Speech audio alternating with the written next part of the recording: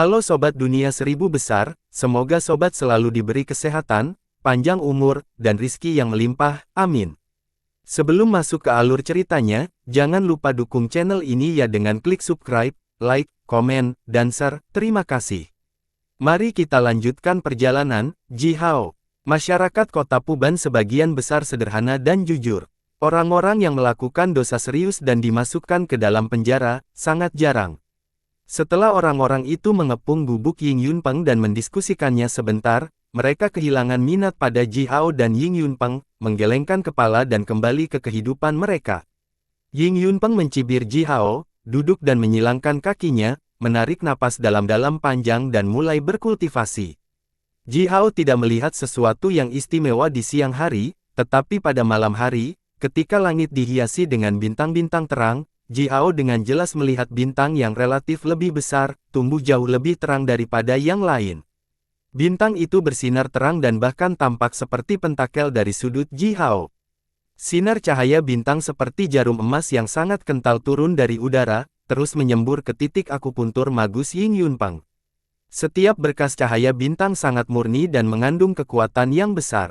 Kekuatan yang terkandung dalam setiap berkas cahaya bintang sama dengan jumlah total kekuatan yang terkandung dalam acupoin magus dari penyihir senior. Dalam rentang hanya satu napas, lebih dari 10 berkas cahaya bintang akan diserap oleh tubuh Ying Yunpeng. Ji Hao menatap Ying Yunpeng dengan kaget untuk sementara waktu.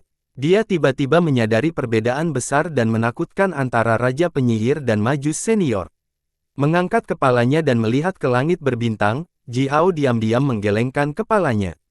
Kultivasi seorang Raja Penyihir dimulai dari menemukan bintang rohnya sendiri.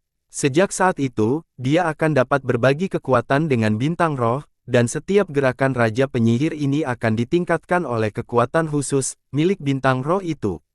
Merenungkan hal ini sebentar, Ji Hao juga memulai kultivasinya sendiri.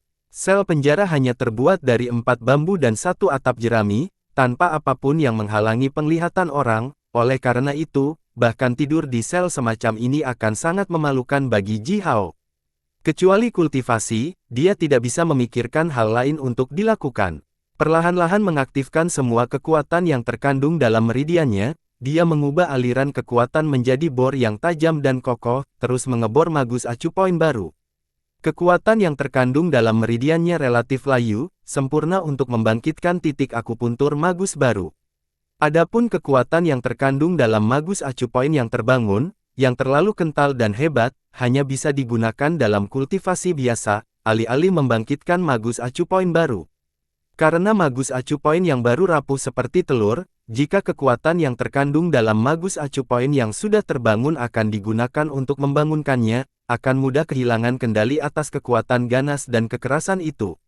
Ini bisa mengakibatkan menghancurkan magus acupoin yang baru dan lembut menjadi berkeping-keping, menyebabkan magus kehilangan acupoin yang berharga.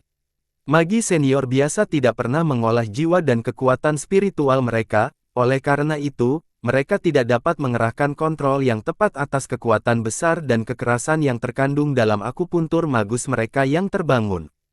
Sejak sistem kultivasi sihir ditemukan, semua magi senior hanya akan menggunakan kekuatan yang terkandung dalam meridian mereka untuk membangunkan akupun titik magus baru mereka, dan semua kekuatan dasar dari akupuntur magus mereka yang baru terbangun berasal dari meridian mereka, dan tidak ada hubungannya dengan akupun titik magus mereka yang sudah terbangun. Namun, Ji Hao telah berkultivasi dengan mantra dan dari 9 kata rahasia, sejak dia masih kecil, yang memungkinkannya untuk dengan bebas mengendalikan jiwa dan kekuatan spiritualnya, yang ratusan kali lebih besar dari senior magus biasa. Kekuatan spiritualnya sensitif, oleh karena itu, setiap kali dia membangkitkan magus acupoin baru, dia selalu dapat mentransfer sedikit aliran kekuatan ke magus acupoin baru dari magus acupoin yang sudah terbangun. Oleh karena itu, setiap magus acupoins yang baru terbangun dari miliknya akan sedikit lebih kuat dari yang sebelumnya. Anda mungkin tidak akan bisa membedakan apapun ketika dia hanya memiliki 10 atau 20 magus acupoins, tetapi sampai jumlah ini tumbuh menjadi 100, 200, 1000, 2000, bahkan 10.000, kekuatan yang terkandung dalam magus acupoins Ji Hao yang baru terbangun pada saat itu, akan jauh lebih besar daripada kekuatan dasar yang terkandung dalam meridiannya. Selangkah demi selangkah, dan naik tiba-tiba berdasarkan akumulasi kekuatan. Ji Hao secara mengejutkan telah menemukan bahwa dia sekarang memiliki fondasi dan kondisi tubuh yang lebih baik daripada yang lain. Setengah jam kemudian, suara letupan datang dari tubuhnya, bintik merah menyala di bahu kiri Ji Hao, magus acu poin baru lainnya telah terbangun. Semua kekuatan yang terkandung dalam meridiannya dan 1% kekuatan yang terkandung dalam 3 akupuntur magus yang terbangun, yang terletak di dekat yang baru terbangun, secara bersamaan menyembur ke titik akupuntur magus yang baru terbangun. Setelah itu, magus acu poin ini mulai berkembang pesat, dan aliran keringat besar menyembur keluar dari kulit Ji Hao. Kecil, Ying Yunpeng membuka matanya dan melirik Ji Hao dengan marah. Babi tua, Ji Hao membuka matanya juga, menunjukkan bagian putih matanya ke arah Ying Yunpeng. Mereka berdua saling melirik dengan marah, lalu menutup mata secara bersamaan, melanjutkan kultivasi mereka. Ini adalah malam yang tenang, tidak ada yang tinggal di sekitar mereka berdua kecuali 2 pria berotot yang tinggal di sel yang relatif dekat dengan Ji Hao dan Ying Yunpeng, yang bosan, dan menatap Ji Hao dan Ying Yunpeng, mata mereka dipenuhi dengan kekaguman. Yang paling kuat di antara mereka hanyalah seorang junior magus, dan itu juga seorang tingkat dasar, yang hanya memiliki lebih dari 10 meridian yang dipenuhi dengan kekuatan. Belum lagi Ying Yunpeng, Ji Hao sudah menjadi penyihir senior di usia yang begitu muda, yang membuat keduanya dipenuhi dengan kecemburuan dan kekaguman. Mereka tidak bisa menggambarkan perasaan rumit di hati mereka. Salah satu dari mereka, yang wajahnya hampir tertutup di bawah kumis, tiba-tiba menghela nafas dan berkata, "Jika saya bisa menjadi penyihir senior suatu hari nanti, saya akan pergi ke utara dan bergabung dengan tentara. Bahkan jika saya harus mempertaruhkan hidup saya dan bertarung melawan musuh, saya akan memiliki kesempatan untuk mendapatkan posisi resmi dan tanah feodal, dengan begitu, hidup saya akan berharga. Ini jauh lebih baik daripada tinggal di rumah dan diteriaki oleh wanita-wanita sialan itu." Pria berotot lainnya melirik ke samping pada ini, tertawa dan berkata, "Kamu seorang penyihir senior." "Ya benar, teruslah bermimpi.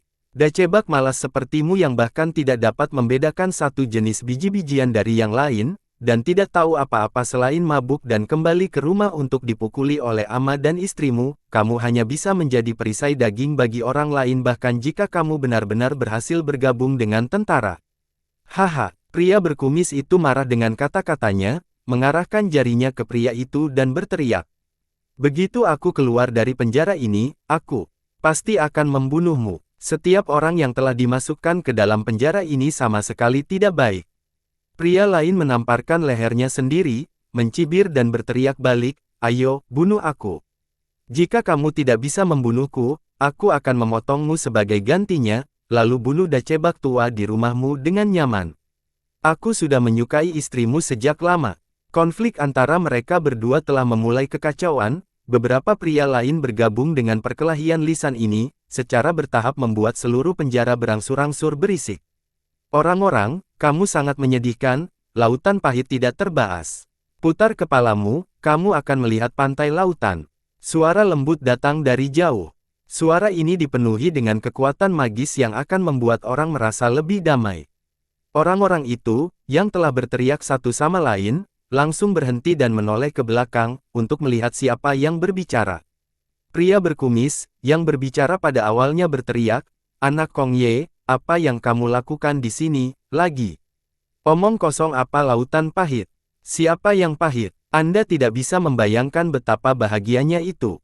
Mengapa kamu selalu mengatakan omong kosong itu?" Ji Hao membuka matanya dengan rasa ingin tahu juga dan melihat seorang pemuda, yang berusia sekitar 15 atau 16 tahun, hanya sedikit lebih tua dari Ji Hao, dan terlihat cukup tampan. Pemuda ini mengenakan kain rami yang dijahit kasar, memamerkan kakinya, dan berdiri tidak jauh dari Ji Hao. Pemuda yang bernama Kong Ye itu memiliki rambut panjangnya yang digantung longgar di punggungnya dan telah melepaskan rasa kekuatan magis yang memberikan rasa kekosongan. Dia dengan menyedihkan menatap pria berkumis itu, dan berkata dengan suara yang dalam, "Kamu terjebak di penjara ini, tidakkah kamu merasa sedih? Anda tidak rukun dengan keluarga Anda, bukankah itu pahit? Istrimu tidak baik, bukankah kamu kesal dengan itu? Kamu bekerja sangat keras, membajak dan menabur di tanah, tetapi panenmu hampir tidak bisa mengisi perutmu, bukankah itu pahit? Kamu tidak akan pernah bisa memiliki apa yang kamu inginkan, katakan padaku, bukankah itu pahit? Menghela nafas berat, Kong Ye melanjutkan dengan lembut, setiap makhluk di dunia ini menjalani kehidupan yang pahit, dan kehidupan pahit yang kita miliki, adalah karena dosa-dosa kita dari kehidupan kita yang berharga. Terus-menerus, kepahitan akan berlama-lama di sekitar kita, dan tidak akan pernah berakhir. Jika Anda menginginkan kebebasan, satu-satunya cara adalah bergabung dengan kami. Bergabunglah dengan kami, Anda akan mempelajari sihir rahasia yang kuat, yang akan membebaskan Anda dari kepahitan Anda. Ji Hao menatap Kong Ye ini, bertanya-tanya bagaimana kata-katanya bisa terdengar begitu akrab. Dia menyeringai jahat, lalu berkata dengan suara yang dalam juga, kebebasan ada tepat di belakangmu, hanya perlu mengiris leher dirimu, maka kamu secara alami akan bebas. Kong Ye memandang Ji Hao, menjawab dengan hambar, bagaimana itu bisa menjadi kebebasan? Bahkan jika Anda membebaskan diri Anda dari kehidupan ini, jiwa Anda akan bereinkarnasi ke kehidupan berikutnya. Bunuh diri adalah dosa serius, jika Anda melakukan itu, Anda hanya bisa menambahkan dosa yang lebih berat pada diri Anda sendiri, dan kehidupan Anda selanjutnya hanya bisa lebih menyedihkan. Ji Hao merentangkan tangannya dan berkata, nah, maksudmu tidak ada cara untuk keluar dari kepahitan kita? Kong Ye sedikit dan perlahan menggelengkan kepalanya dan berkata, tentu saja, ada cara yang akan membebaskanmu, kamu akan mempelajarinya setelah kamu bergabung dengan kami. Ayo, bergabunglah dengan kami, Anda akan memiliki kebahagiaan sejati yang tak ada habisnya. Melihat mata Kong Ye yang bersinar terang, Ji Hao merenungkan sebentar, lalu dengan hambar namun serius mengucapkan kata kotor yang tak tertandingi kepada Kong Ye, yang berisi penghinaan telanjang terhadap ibu kandung Kong Ye. Setelah itu, Ji Hao memejamkan mata sekali lagi dan melanjutkan kultivasinya. Kata-kata kotor yang diucapkan Ji Hao, adalah esensi gabungan dari semua kata kotor yang telah dia pelajari di kehidupan sebelumnya. Mereka berdua kejam dan kejam, sangat jahat dan begitu sarkastik sehingga orang biasa tidak akan memiliki sarana untuk memahami isi sebenarnya dari apa yang telah dia katakan. Setidaknya, pria berotot di penjara, yang memiliki lebih banyak otot daripada otak, tidak mengerti arti di balik kata-kata Ji Hao, tidak ada satu kata pun. Ying Yunpeng mengerutkan kening, merenung cukup lama, tetapi tidak peduli seberapa keras dia mencoba, dia hanya bisa merasakan bahwa kata-kata Ji Hao dipenuhi dengan misterius. Namun, kata-kata itu terdengar terlalu mendalam. Meskipun Ying Yunpeng lahir di keluarga yang terkenal dan kuat di negara 10 matahari, dan telah diberikan pendidikan paling maju di antara seluruh negeri, dia masih gagal memahami arti sebenarnya dari Ji Hao. Hanya wajah Kong Ye, yang putih dan lembut, langsung berubah menjadi merah seperti hati babi. Kemudian, kemerahan wajahnya bahkan menjadi ungu, dan kedua bola matanya hampir keluar dari rongga matanya. Dia menatap lurus ke mata Ji Hao, sementara tubuhnya yang ramping mulai bergetar hebat. Kamu tidak, bahkan tidak dilahirkan oleh manusia. Setelah gemetar beberapa saat, Kong Ye akhirnya mengeluarkan kalimat lengkap. Saya memiliki ayah dan ibu, tentu saja, saya dilahirkan oleh manusia. Duduk di tikar jerami, Ji Hao menyilangkan tangannya di depan dada, dan menatap dingin ke arah Kong Ye, dan berkata, tapi kamu, membujuk orang untuk bergabung dengan bitahmu tanpa niat baik. Menurutmu kamu apa yang membuatmu merasa bisa menyelamatkan semua orang itu dari kepahitan mereka? Tiba-tiba mengaktifkan kekuatan yang terkandung dalam satu magus acu point, Ji Hao berteriak keras, apakah menurutmu kamu adalah dewa dari surga? Gelombang suara yang menggelegar berubah menjadi guntur dan dengan cepat mentransmisikan, bahkan menyebabkan tanah di sekitarnya sedikit bergetar. Kong Ye memang ketakutan dengan geraman Ji Hao, dia dengan malu-malu terhuyung-huyung mundur beberapa langkah, lalu menatap Ji Hao dengan marah sebentar, lalu tiba-tiba menggerakkan tubuhnya, berubah menjadi seberkas cahaya putih yang melintas di udara dan menghilang. Ying Yunpeng membuka matanya, menyeringai dingin pada Ji Hao dan berkata, anak bodoh, kamu memusuhi secara acak. Seperti yang saya lihat, Anda akan mati dalam tahun ini. Ji Hao duduk di tikar jerami, menatap Ying Yunpeng dengan tenang dan berkata, dengan cara ini, kamu dan Kong Ye ini saling tahu. Ying Yunpeng menatap Ji Hao dengan jujur dan berkata, jadi apa? Saya pikir, beberapa kata-katanya cukup benar. Semua makhluk hidup menderita dengan cara yang berbeda. Seperti saya misalnya, kepahitan saya tidak ada kesamaan dengan makhluk-makhluk rendah itu, pasti. Ji Hao menatap Ying Yunpeng, sambil berspekulasi sedikit. Ji Hao bisa melihat langsung ke dalam pikirannya atau mungkin dia tidak melihat melalui pikirannya, tetapi Ji Hao hanya tahu dengan jelas tentang orang-orang seperti Ying Yunpeng. Dia tahu apa yang akan mereka khawatirkan dan apa yang mereka takuti. Dia tertawa mengejek dan berkata, kepahitanmu. Saya berasumsi Anda hanya takut bahwa ketika Anda kehabisan kekuatan hidup Anda tidak akan dapat terus berpegang pada kekayaan, kemewahan, dan kekuasaan Anda. Kamu akan kehilangan semua kenikmatanmu ketika kamu mati, oleh karena itu, kamu ingin tetap muda dan energik, kamu ingin memiliki kekuatan, status, emas, dan wanita-wanita cantik itu saat ini selamanya. Petik 2. Ying Yunpeng jelas dikejutkan oleh Ji Hao. Tubuhnya bergetar tanpa sadar, matanya muncul, sementara dia menatap Ji Hao dan berteriak dengan dingin, kamu orang barbar Wastelen Selatan, aku tidak berpikir bahwa kamu bisa begitu cerdas dan jeli. Ji Hao menyipitkan matanya dan memberikan serangkaian cibiran. Dalam hal ini, sebagai anak yang sangat jeli, dia benar-benar telah mengekspos kegelapan dan kekotoran jauh di dalam hati Ying Yunpeng, hanya menggunakan kata-katanya. Rupanya, ini telah membuat Ying Yunpeng rasa sakit yang mirip dengan diintip oleh orang lain. Inilah mengapa dia akan mencoba segala daya untuk memusnahkan Ji Hao dari dunia. Namun, mengapa Ji Hao takut padanya? Sebuah kuku keperakan datang dari jauh. Seekor binatang hitam berbentuk kilin, yang memiliki tanduk lurus tajam di kepalanya, tampak terhormat dan megah, dengan cepat dan lembut berjalan. Hewan ini tingginya lebih dari 1 zang, dan memiliki tubuh yang ramping dan panjang. Di bawah sisik hitamnya ada gumpalan bulu berbentuk spiral. Hewan ini membuka matanya lebar-lebar, berjalan ke sel Ji Hao, mengetuk atap gubuk Ji Hao, lalu mengucapkan kata-kata kasar dengan suaranya yang lembut, Ji Hao, jangan berteriak di penjara ini, jika tidak, meskipun kamu tidak disalahkan, jika kamu berteriak lagi, kamu akan dipukuli dengan tongkat padat 10 kali. Tidak ada gunanya menderita rasa sakit fisik tanpa alasan, karena ini adalah pertama kalinyamu, dan kamu masih muda dan bodoh, aku akan mengampunimu dari hukuman, tapi hanya kali ini. Ying Yunpeng mencibir sambil melihat ke samping ke arah Ji Hao. Ji Hao dengan penasaran melihat hewan aneh dan berbicara ini. Jika pria yang memasukkannya dan Ying Yunpeng ke dalam penjara ini, bernama Hao Tao, maka hewan ini seharusnya Xie Zi, yang bertanggung jawab untuk menjaga penjara ini untuk Hao Tao. Xie Zi, dikatakan bahwa kamu adalah hewan ajaib yang mampu melakukan perjalanan bebas melintasi surga, dunia manusia dan dunia bawah, dan mampu melihat dosa orang dengan jelas. Tolong lihat aku, apakah aku orang berdosa? Ji Hao dengan serius bertanya pada Xie Zi. Kamu tahu tentang aku? Xie Zi mengedipkan matanya dan bertanya dengan sedikit terkejut. Ia tetap terdiam beberapa saat lalu berkata dengan lembut, aku memang bisa tahu apakah seseorang bersalah atau tidak, namun, bagaimana aku bisa membuat orang lain mempercayai kata-kataku? Yang bisa saya lakukan adalah menjaga penjara ini dengan baik, tidak membuat orang yang tidak bersalah menderita dan tidak pernah membiarkan orang berdosa melarikan diri.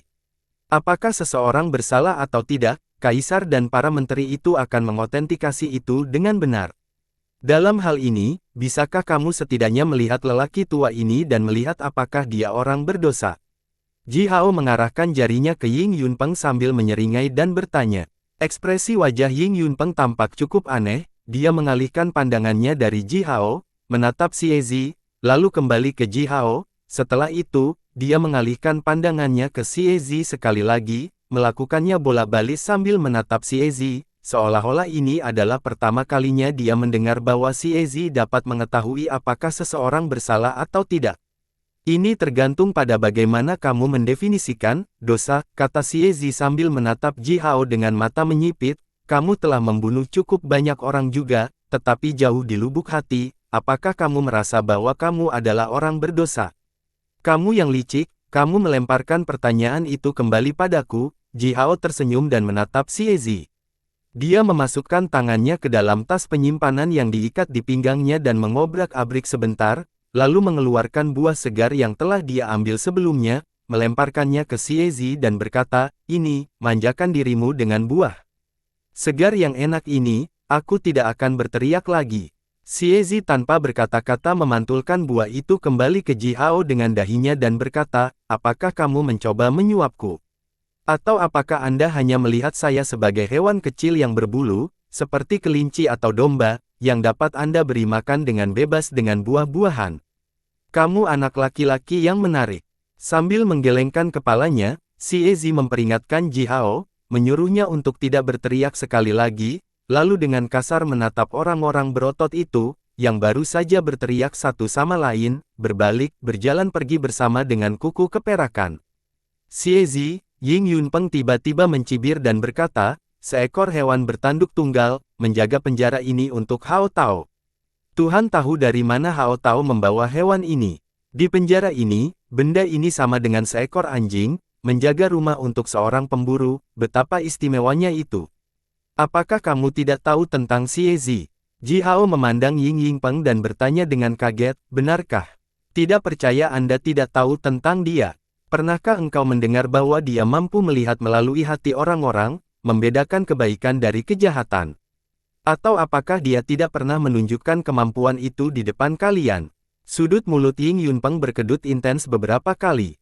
Dia memandang Ji Hao dengan cara yang benar-benar aneh, seolah-olah dia tiba-tiba memikirkan beberapa hal buruk. "Sepertinya, cukup banyak dari kalian yang jatuh dalam situasi yang tidak menguntungkan di depannya." "Yah." Ji Hao menghela nafas, menggelengkan kepalanya, dan berkata, "Jika aku tahu, aku tidak akan membicarakan hal-hal ini di depanmu. Aku hanya berpikir kalian semua tahu betapa menakjubkannya Xiezi ini." Ying Yunpeng tetap diam. Beberapa orang lain berjalan di sepanjang jalan lebar, tetapi ketika mereka berjalan melewati sel Ji Hao, seorang gadis tiba-tiba berhenti.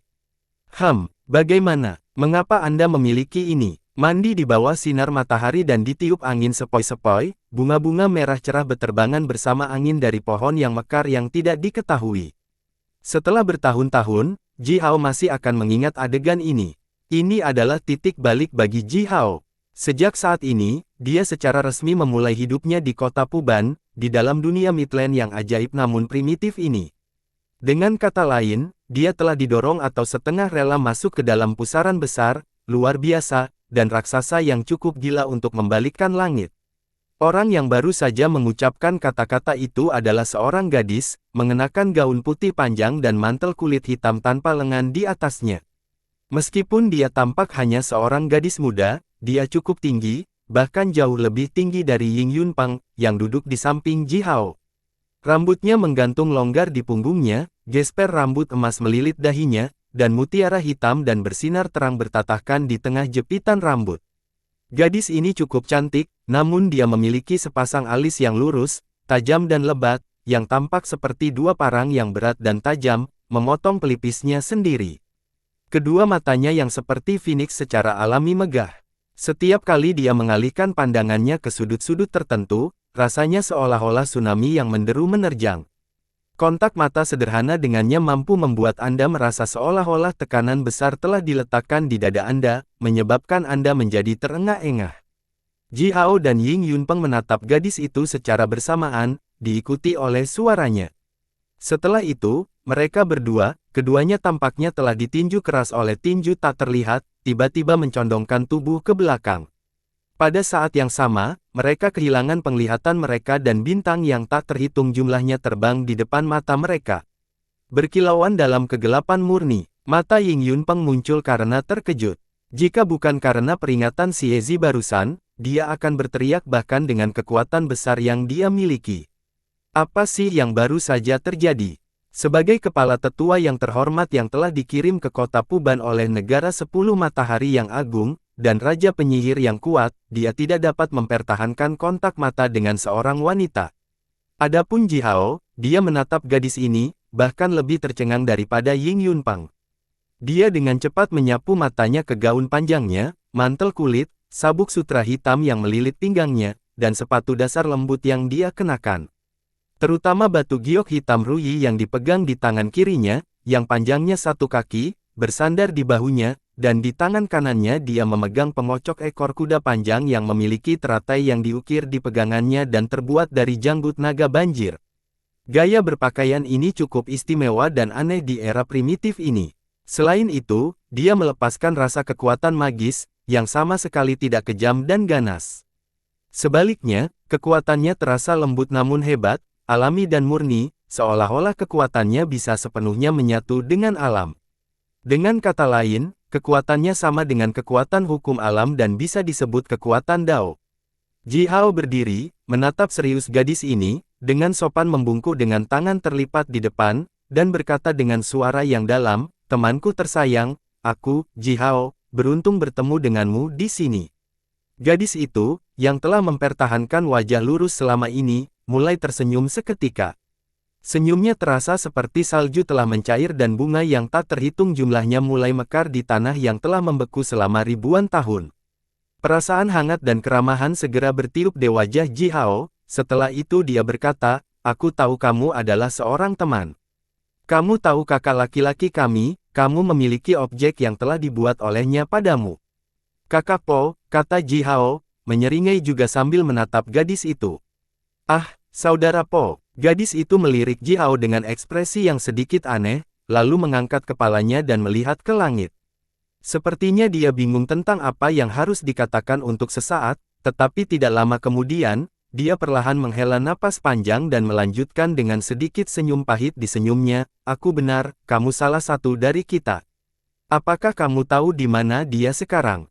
"Wastelen Selatan, dia akan melakukan perjalanan melintasi negara Zurong.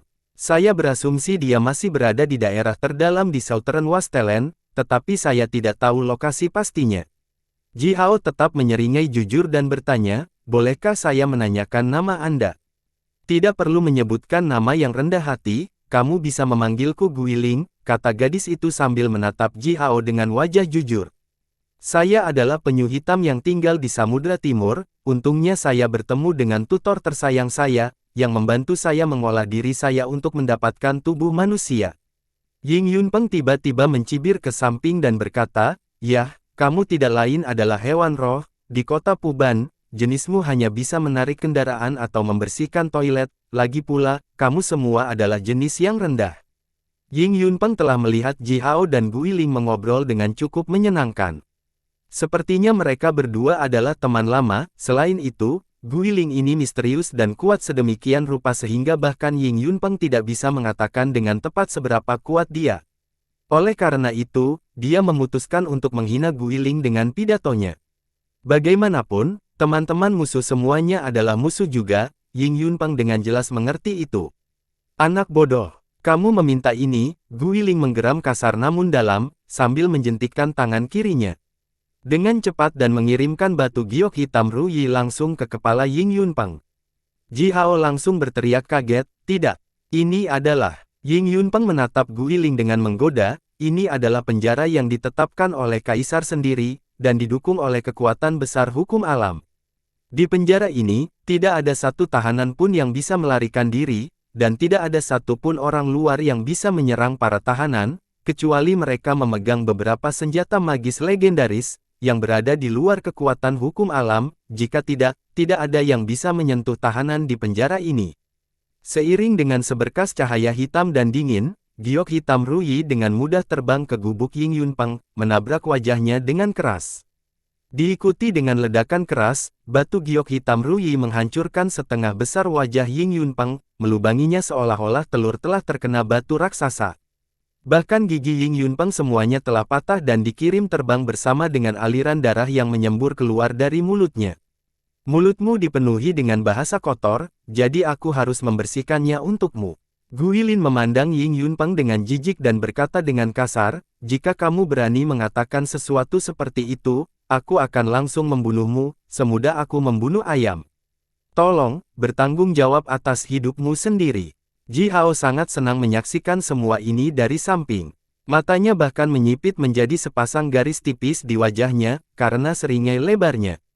Sangat kejam, sangat mengesankan, gaya akting ini, Ji Hao tidak bisa lebih menyukainya. "Haha, gadis ini menyebut dirinya Guiling, dan kakak laki-lakinya menyebut dirinya Po, dan Po berkata, nama tutor mereka adalah Pendeta Tao Yuyu. Sambil tertawa, wajah Ji Hao tiba-tiba berantakan, dan menjadi benar-benar membeku. Po, Guiling, Pendeta Tao Yuyu, tidak mungkin, ini tidak mungkin terjadi. Mungkinkah itu benar? Apakah orang-orang ini benar-benar seperti yang dipikirkan Ji Hao? Guiling mengambil kembali giok hitam Ruyu, tanpa melirik Ying Yunpeng lagi. Mungkin seperti yang dia katakan, membunuh Raja Penyihir bahkan lebih mudah daripada membunuh seekor anjing. Orang-orang seperti Ying Yunpeng setara dengan semut di depannya. Dia bisa dengan mudah melambaikan tangannya dan mengubahnya menjadi kepulan asap. Keseriusan menghilang di wajahnya, Guiling kemudian tersenyum lagi. Dia memandang Ji Hao dan berkata, "Mengapa kamu ditahan di sini? Apa yang telah Anda lakukan? Atau, aku bisa membantumu keluar dari gubuk itu." Yang disebut Raja Umat Manusia ini terkadang sangat ceroboh. Mereka tidak pernah cepat dan bersih ketika berhadapan dengan semua jenis masalah. Ji Hao dikejutkan oleh kata-katanya lagi, lalu perlahan menggelengkan kepalanya dengan senyum pahit. Dia berpikir, jika Guiling ini sama dengan yang dia pikirkan, tidak bisa lebih masuk akal baginya untuk tanpa henti mengeluh tentang Kaisar Sun seperti ini. Setidaknya, dilihat dari usia, dia jauh lebih tua dari Kaisar Sun. Ketika Ji Hao hendak mengatakan sesuatu, dia merasakan serangkaian getaran intens yang datang dari lengan bajunya. Dia buru-buru mengeluarkan jimat giok dan menyuntikkan jejak kekuatan ke dalamnya. Segera, suara men-men keluar darinya. "Ji Hao, bagaimana kabarmu di kota Puban? Sudahkah Anda menemukan orang tua itu Kaoncong? Kami dalam masalah. Keluarga Gunung Lai telah mengirim sekelompok pembunuh memburu kita. Sial, kita harus lari, tidak ada waktu untuk berbicara." Tidak lama setelah itu, teriakan men-men keluar lagi, "Mengapa mereka selalu bisa menemukan kita? Kami telah berlari sangat keras. Dan, mengapa abah saya tidak membalas pesan saya?" Keringat dingin Ji Hao langsung mulai mengalir dari dahinya. Dia tiba-tiba mengangkat kepalanya, menatap Guiling dan berkata, "Saudari Guiling, bisakah kamu membantuku?" Guiling berhenti sejenak, lalu buru-buru mengangguk dan berkata, "Teman-temanmu dalam masalah, teman-temanmu semua milikku, teman-teman Guiling.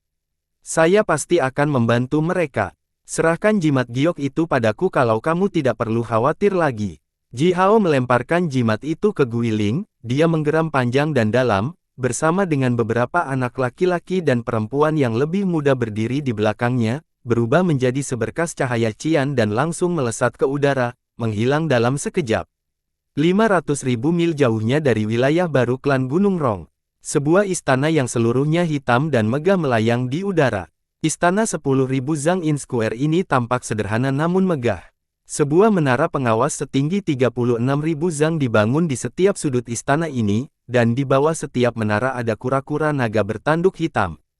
Di atas istana ada bola kabut hitam yang terkondensasi dari esensi alami tenaga air, melayang dan berguling di udara, memegang bantal yang terbuat dari batu giok hitam. Gonggong Wuyu sedang duduk di bantal itu dengan kaki disilangkan, dengan alat musik 3 senar diletakkan di atas lututnya. Jari-jarinya menekan senar atau memetik senar, ketiga senar mengeluarkan musik yang sangat keras, mentransmisikan ke puluhan ribu mil jauhnya. Kemanapun musik mencapai, langit akan diselimuti oleh awan gelap dan hujan dingin yang menusuk tulang akan turun dari udara, jatuh ke tanah dan mengembun menjadi kristal es kecil. Seluruh tanah yang memiliki radius 10.000 mil, dibekukan oleh hujan es, yang telah diciptakan oleh Gonggong Wuyu. Sekelompok besar hewan liar yang tergeletak di tanah dengan tubuh meringkuk, semuanya disegel oleh lapisan es yang tebal, dan tampaknya telah benar-benar kehilangan kekuatan hidup mereka.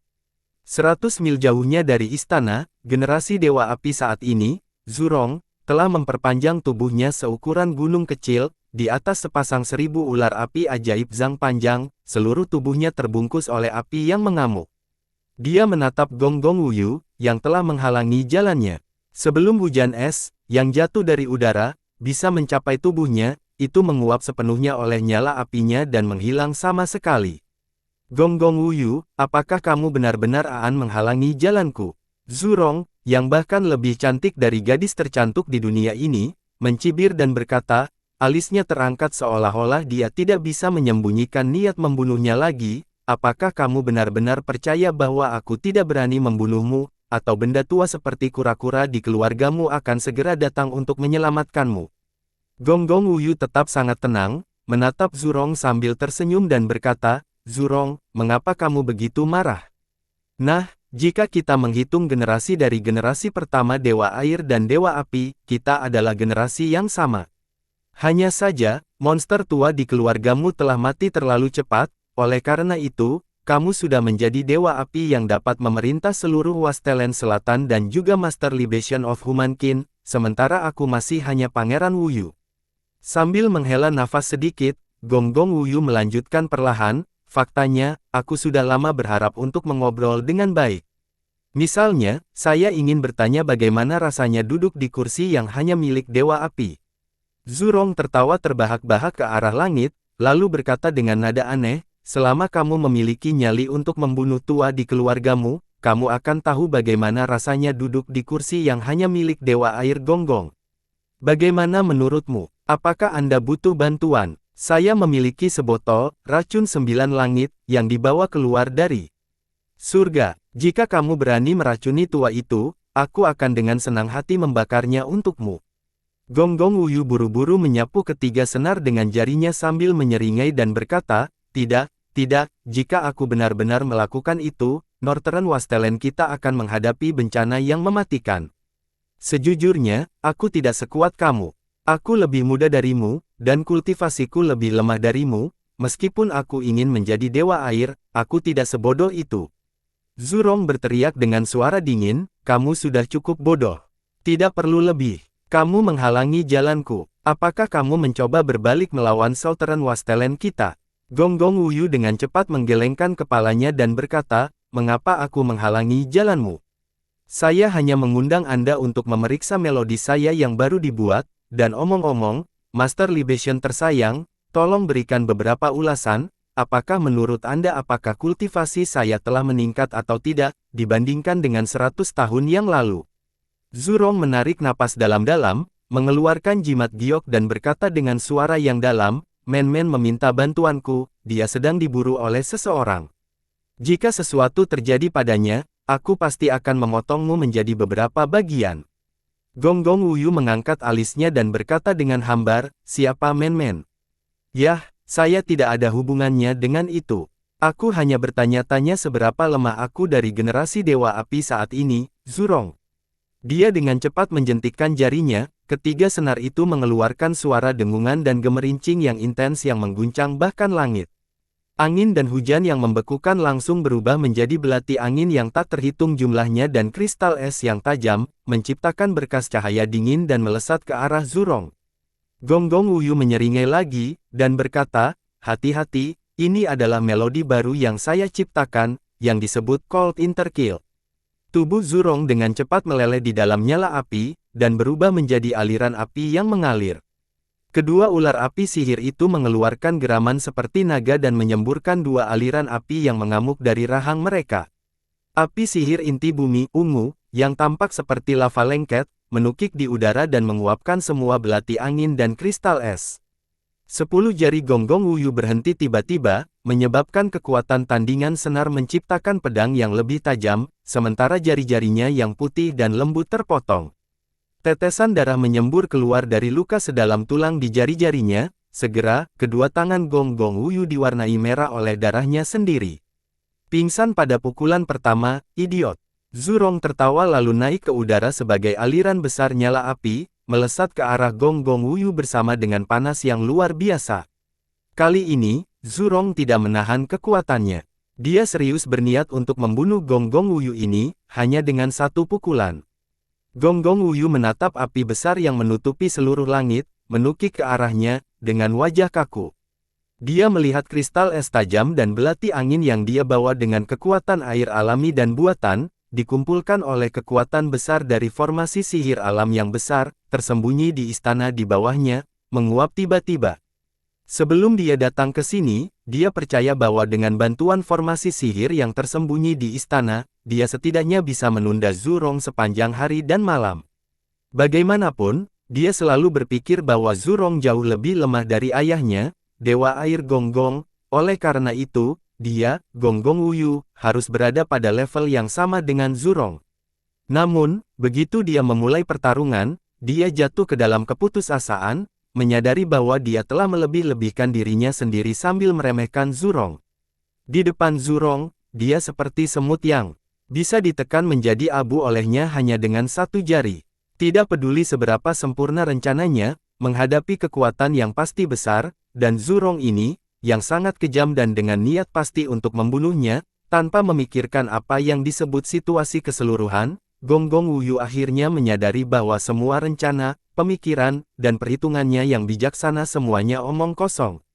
8 bola kabut hitam menyembur keluar dari istana, berubah menjadi 8 siluet raksasa dan memblokir nyala api, sambil melindungi Gonggong Wuyu di belakang mereka. Jeritan melengking naik ke udara, dan seekor ular berkepala banyak menjulurkan kepalanya keluar dari kabut hitam, dengan senyum mengerikan di wajahnya. Ular itu tiba-tiba membuka mulutnya dan mengeluarkan panah air yang sangat beracun yang tak terhitung jumlahnya, melesat ke arah Zurong. Panah air itu berbenturan dengan api Zurong, segera mengeluarkan suara yang menusuk telinga, sementara udara beracun dengan cepat menyebar, bahkan tanah terkorosi oleh udara beracun dan berubah menjadi genangan lumpur. Xiang Liu, kamu juga ingin mati? Zurong berteriak keras, "Ha! Kamu, sekelompok tua, Zurong, meskipun kamu adalah dewa api saat ini, sebagai menteri tua yang bekerja untuk dewa air, kami tidak bisa membiarkanmu membunuh harga kami," kata ular berkepala 9 sambil tertawa menjijikkan, dan mengaduk awan besar kabut beracun hitam dan air hitam dan mengirimkannya ke Zurong. Setelah itu, salah satu dari 7 siluet tersisa yang keluar dari istana, melompat tinggi dan berubah menjadi kera air, yang tubuhnya ditutupi bulu keperakan dan lehernya sepanjang 10.000 zang. Dia mengangkat pilar raksasa yang terkondensasi dari kristal es, langsung menghancurkannya ke arah kepala Zurong. "Bagus, Wuziki, kamu juga datang." Zurong menggeram sementara tombak panjang yang terkondensasi dari api melesat keluar dari aliran api yang diubah dari tubuh manusia Zurong. Segera, 8 siluet mengelilingi Zurong dan terus-menerus melancarkan serangan ke arahnya. Gonggong Wuyu tertawa bahagia dari samping dan berkata, "Sekarang, Great Libation sayangku, tolong perhatikan melodi yang baru saya buat, Cold Interkill." Dia sedikit menjentikkan jarinya, meneteskan darahnya ke ketiga senar, dan musik yang bergema naik ke udara lagi, langsung bergema di seluruh area, sejauh 10.000 mil. "Bunuh, bunuh, bunuh. Bunuh mereka!" Lebih dari 1.000 pria berotot yang tubuhnya tertutup rambut hitam, berteriak keras sambil melambaikan kapak batu dan tombak yang dibuat secara kasar, bergegas menuju Men-Men. Ketika mereka masih lebih dari 10 mil jauhnya darinya, 7 hingga 8 orang majus senior di antara orang-orang kuat yang benar-benar telanjang ini, melemparkan senjata mereka dengan seluruh kekuatan mereka. Kapak batu dan tombak yang berat itu dengan cepat terbang melintasi udara bersama dengan suara swooshing yang teredam ke arah Men-Men. Men-Men memunculkan matanya yang berair dan diam-diam mengangkat salah satu palunya, mengayunkan ke arah senjata itu. Diikuti oleh beberapa ledakan yang menggelegar, 3 hingga 4 kapak batu dan lebih dari 10 tombak batu hancur berkeping-keping, sementara tubuh mungil Men-Men sedikit bergetar juga, dengan gelisah mundur beberapa langkah. Tetesan besar keringat dingin menyembur keluar dari dahi Men-Men. Tubuhnya sedikit bergetar dan tiba-tiba aliran darah mengalir dari sudut mulutnya, di dalamnya, benda hitam yang tampak hidup berputar dan menggeliat. Palu Men-Men yang lain telah hilang, dan tangan kirinya dililitkan oleh lapisan asap samar. Aliran cahaya hijau berputar di sekitar bahu kirinya, dengan kuat menghalangi asap hitam dan mencegahnya mencapai jantung Men-Men. Lengan kirinya, menggantung lembut di bahunya, hanya bisa sedikit berayun mengikuti gerakannya, tetapi sama sekali tidak memiliki kekuatan untuk bergerak bahkan sedikit pun. Di pergelangan tangan kirinya ada 3 lubang jarum yang terlihat, gumpalan asap hitam terus menyembur keluar dari lubang-lubang itu bersama dengan suara melengking. Setiap kali asap hitam itu naik ke udara, 1 atau 2 wajah hantu ganas akan muncul di dalam asap, lalu menghilang diam-diam tertiup angin. "Bunuh mereka semua!" Pria berbulu berotot itu berteriak sekali lagi, "Makanan, binatang, senjata, baju besi, dan wanita kulit putih, lembut. Bunuh mereka, kita akan memiliki segalanya." Ho, ho, wah! Lebih dari 1.000 pria berbulu menggeram secara bersamaan, dengan gila-gilaan bergegas menuju Man-Man dan yang lainnya. Puluhan senjata batu lainnya menukik, kali ini, Yumu berteriak keras, melambaikan sepasang tinjunya yang besar sambil mengayunkan lapisan lemaknya dan melangkah maju. Tinjunya tampak seberat gunung kecil, menabrak senjata batu yang berat itu. Senjata-senjata itu langsung dikirim terbang, namun, suara retak tulang yang jelas keluar dari tinju Yumu, tinjunya tiba-tiba patah, setelah itu mereka dengan cepat dipelihara oleh kekuatan hidup senior Magus dan pulih. Laki-laki, melompat ke punggungku, aku akan menggendongmu, ayo pergi. Yumu menggosok tangannya sendiri dan berkata dengan suara yang dalam, tapi pertama-tama kamu harus membuang palumu, aku tidak mungkin membawa palumu ini. Tidak. Man-Man berteriak sambil menggertakkan giginya, mereka berbohong pada Man-Man. Bagaimana mereka bisa? Man-Man dengan baik mencoba membantu mereka, tetapi mereka mengambil dompet kecil Man-Man dan menyodok Man-Man 4 hingga 3 kali dengan jarum beracun sialan. Saya harus menghancurkan mereka. Ama berkata, jika ada yang berbohong kepada Man-Man, hancurkan mereka. Mengeluarkan teriakan keras, aliran besar api yang mengamuk naik dari tubuh Man-Man, namun, dalam sekejap mata, nyala api itu menghilang sepenuhnya di udara, hanya gumpalan asap samar yang tersisa. Shaoxi menempelkan tangannya di bahu Man-Man dan berkata dengan lembut namun dengan wajah hambar, Man-Man, dengarkan kami. Pada saat ini, kita tidak bisa bertarung langsung melawan mereka. Man-Man menggertakkan giginya dan menutup bibirnya yang seperti ceri dengan erat, lalu menjatuhkan palunya. Yumu meraih bahunya dan melemparkannya ke punggungnya yang lembut dan gemuk, lalu dengan cepat mengunci jari-jarinya dan mengubah beberapa gerakan tangan, gumpalan asap hijau menyebar, sementara itu, awan gelap berkumpul ke arah mereka. Hujan hijau lebat tiba-tiba turun dari langit. Namun, ketika tetesan hujan itu masih berjarak ratusan zang dari tanah, mutiara putih seukuran kepalan tangan berkibar dari samping dan berputar-putar di udara, seketika, semua racun yang terkandung dalam hujan telah menghilang, menyebabkan hanya air hujan yang jernih dan dingin yang jatuh ke tanah. Yumu berteriak marah, berbalik, menggendong Man-Man dan bergegas keluar. Shaoxi melirik mutiara putih itu dengan muram, meraih Taixi dan mengikuti tepat di belakang Yumu. Feng Xing berdiri cukup jauh dari mereka. Dia menarik busurnya terbuka, dengan cepat mengeluarkan panah dalam jumlah besar yang melesat ke arah pria berotot berbulu itu seperti hujan. Setiap anak panah akan menembus dahi satu pria berotot, dan orang-orang yang terus-menerus bergegas, jatuh ke tanah satu demi satu. Bahkan jiwa mereka langsung dihancurkan oleh Feng Xing. Namun, tidak satu pun dari pria berbulu itu yang takut dengan kematian rekan-rekan mereka. Mereka terus berteriak dan berteriak sambil bergegas dengan gila-gilaan. Feng Xing kehabisan 3 anak panah, masih gagal menghentikan mereka mengejar Man-Man, Yumu, dan Shaoxi dengan gila-gilaan. Dia menggeram marah, perlahan membuka busur panjangnya lagi. Embusan panah angin cian mengembun pada tali, dan diikuti oleh ledakan yang menggelegar, panah angin tiba-tiba melesat keluar, berubah menjadi embusan angin kencang berbentuk naga, meraung ke arah orang-orang gila dan berotot itu. Namun, mutiara putih itu turun dari udara lagi, melayang dan berhenti tepat di depan embusan angin kencang.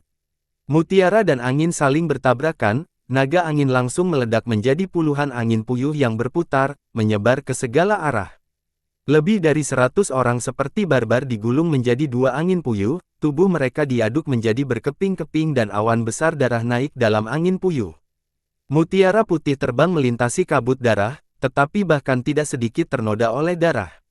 Feng Xing mengeluarkan kutukan marah lainnya, berbalik 3 hingga 5 mil jauhnya dari Shaoxi dan Yumu, melarikan diri menuju sepotong hutan, ratusan mil jauhnya darinya. Namun, lanskap hutan itu bahkan lebih kompleks dan berbahaya dan bisa menyediakan tempat persembunyian bagi lebih banyak musuh. Dari lebih dari 100 mil jauhnya, sekelompok pria berotot lainnya, yang pakaiannya bahkan tidak bisa menutupi seluruh tubuh mereka, bergegas ke arah mereka. Dari beberapa arah yang berbeda, makhluk mirip manusia yang lebih aneh dengan cepat bergerak. Tampaknya musuh-musuh ini berencana untuk mengepung mereka. Orang-orang berotot yang aneh dan berbulu ini, yang bahkan tidak memiliki cukup pakaian untuk menutupi bagian vital tubuh mereka, semuanya adalah gelandangan yang tinggal di Midland, dengan latar belakang yang rumit. Mereka tidak suka bertani, juga tidak mau menggembala. Sebaliknya, mereka lebih terbiasa merampok orang lain dengan kekerasan untuk mendapatkan sumber daya hidup mereka.